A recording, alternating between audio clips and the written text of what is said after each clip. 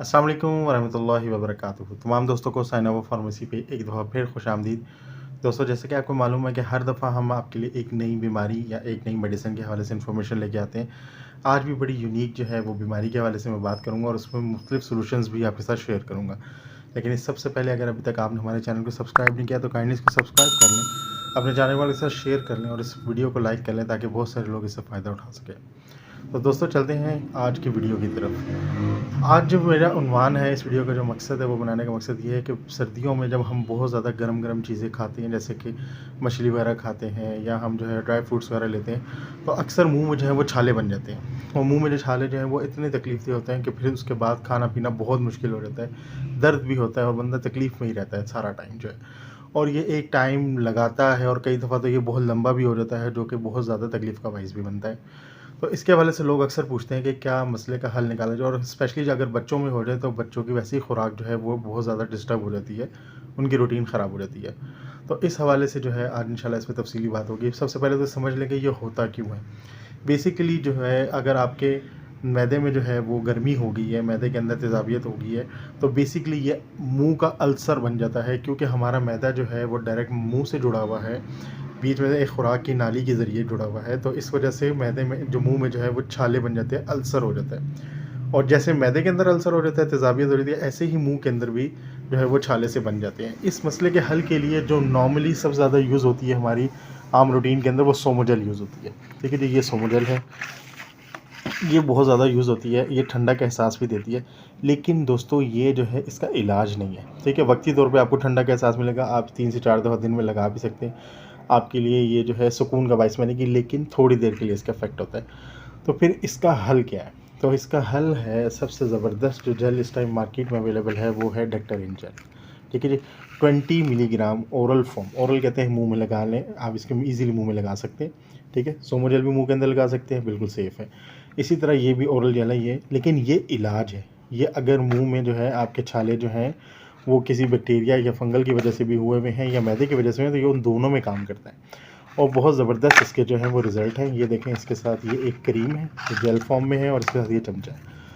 आपने यूज़ कैसे करना है? छोटा चम्मच जो है दिन में 2 दफ़ा जो है सुबह शाम आपने जो है ये लगाना है मुंह के अंदर, जहाँ जहाँ छाले हैं वहाँ वहाँ, और जितनी देर मुंह के अंदर इसको रख सकते हैं मुंह में रख के इसको जो है रखें और फिर उसके बाद थूक दें। अगर अंदर भी चली जाती है तो कोई इशू नहीं है। ये जो है सोमोजेल से ज़बरदस्त है, ज़्यादा ज़बरदस्त है और फ़ौरी तौर पे जो है आपको इससे आराम मिलेगा। और इसकी जो कीमत है वो 189 रुपये 50 पैसे, यानी तकरीबन 190 रुपये की कॉस्ट करती है, और सोमो जेल जो है वो तकरीबन 80 रुपये की कॉस्ट करती है। फिर बच्चों में देखा जाता है, छोटे बच्चों में, और जो हमारे बच्चे हैं 12 साल तक के जो बच्चे होते हैं उनमें ये बहुत ज़्यादा इशू आता है, तो उनके लिए जो है अवेलेबल है, बहुत ही मैजिकल प्रोडक्ट है जिसका नाम है निलस्टैट ड्रॉप्स। निलस्टैट ड्रॉप्स जो है, इसकी प्रेजेंटेशन मैं आपको दिखा देता हूँ। ये इस तरह से है, इसके अंदर ये ड्रॉपर होता है और ये इसके अंदर ये मेडिसिन है निलस्टैट ड्रॉप्स के नाम से। ठीक है, इसके अंदर 1 लाख इंटरनेशनल यूनिट है। इसकी डोजेज मुख्तलिफ होती है, किसी के 20 मिलीग्राम, किसी को 40, किसी का 100 मिलीग्राम। इसके अंदर 1 लाख इंटरनेशनल यूनिट्स होते हैं।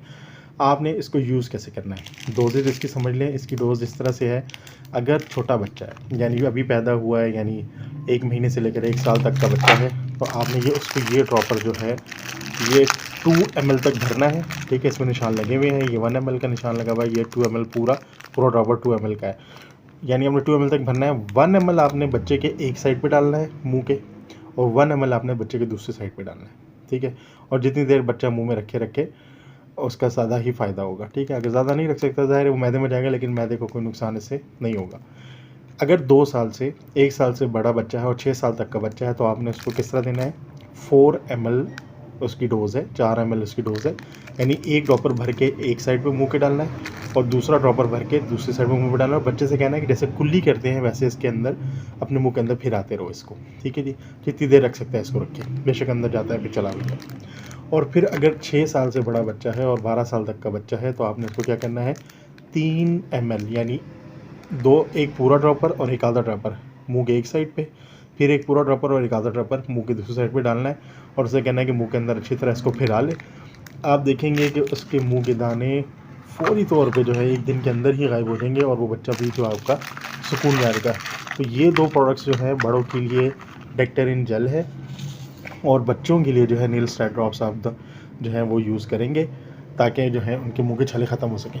अब सवाल ये पैदा हो कि मैंने ये राइजिंग 20 और 40 जो है सामने क्यों रखी है। जैसे कि मैंने आपको पहले बताया था कि जो मैदे से इसका ताल्लुक़ है, मुँह के छालों का ताल्लुक़ किससे है? मैदे से, हमारे स्टमक से।